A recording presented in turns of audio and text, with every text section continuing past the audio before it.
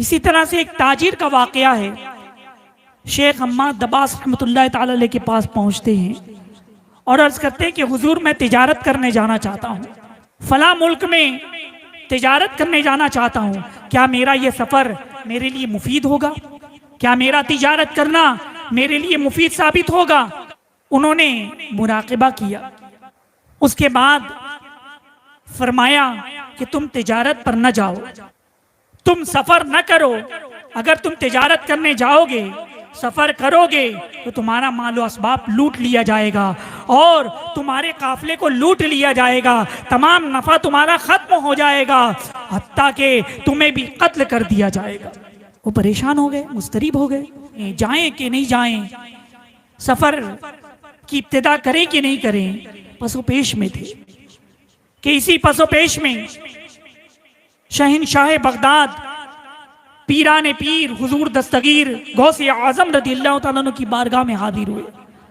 अर्ज की कि हुजूर मैं तिजारत पर जाना चाहता हूँ, सफ़र करना चाहता हूँ तिजारत की गर्ज से, क्या मेरा ये सफ़र मेरे लिए मुफीद साबित रहेगा? गौसे पाक रज़ियल्लाहु ताला अन्हु ने मुराक़बा किया। थोड़ी देर के बाद आपने फरमाया कि जाओ सफ़र पर, जान और माल की सलामती के साथ वापस लौटोगे। गौसे पाक रज़ियल्लाहु ताला अन्हु ने जब फरमा दिया तो उन्हें भी बड़ी अकीदत थी कि पीराने पीर ने कह दिया है अब तो सफ़र पर जाएंगे। उन्होंने जमानत ले ली कि जानो माल की सलामती के साथ वापस लौटोगे। बहरहाल वो सफ़र पर रवाना हो गए, दूसरे मुल्क में जाकर अपना माल बेचा, खरीदो फरोख्त हुई और बहुत अच्छा मुनाफा हुआ। जब वो वापस लौट रहे थे कि एक मकाम पर उन्होंने पड़ाव डाला और ख्वाब देखा। क्या ख्वाब आपने देखा? काफिला एक जगह पड़ाव डाला हुआ है, अचानक डाकुओं ने हमला कर लिया, तमाम लोगों के मालो असबाब लूट लिए गए, तमाम लोगों का गल्ला लूट लिया गया, तमाम लोगों के पैसे अमानतें छीन ली गई। और फिर एक डाकू उनके पास भी पहुंचा, पहुंचने के बाद उनका भी माल और असबाब ले लिया, लूट लिया और फिर उसके बाद उनकी गर्दन पर तलवार रखी। जैसी गर्दन पर तलवार रखी और कत्ल कर दिया तो वो फौरन डर करके सहम करके नींद से बेदार हो गए। जब नींद से बेदार हुए तो होश हवास बाख्ता हो गए कि माल असबाब लूट लिया गया, मुझे भी कत्ल कर दिया गया।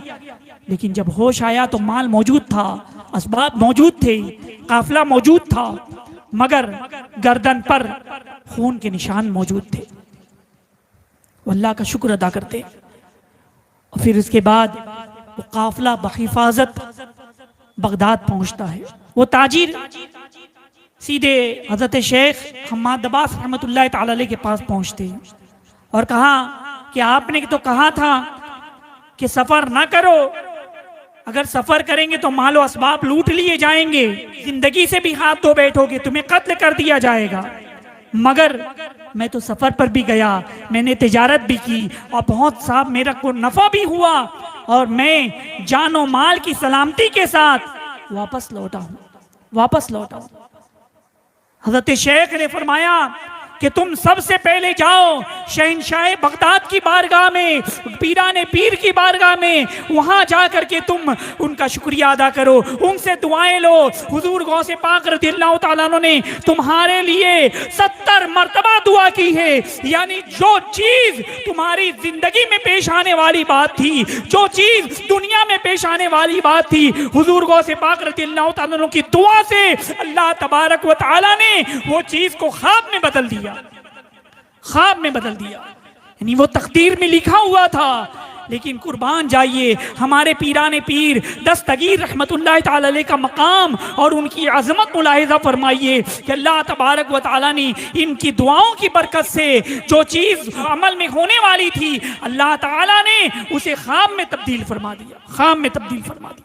कहा जिसने या गौस अगिसनी तो दम में, कहा जिसने या गौस अगिसनी तो दम में, हर आई मुसीबत टली गौसे आजम। और मेरी रोज़ी मुझको अता कर दो आका, मेरी रोज़ी मुझको अता कर दो आका, तेरे दर से दुनिया ने ली गौसे आजम। कदम गर्दने औलिया पर है तेरा, तू है रब का ऐसा वली गौसे आजम।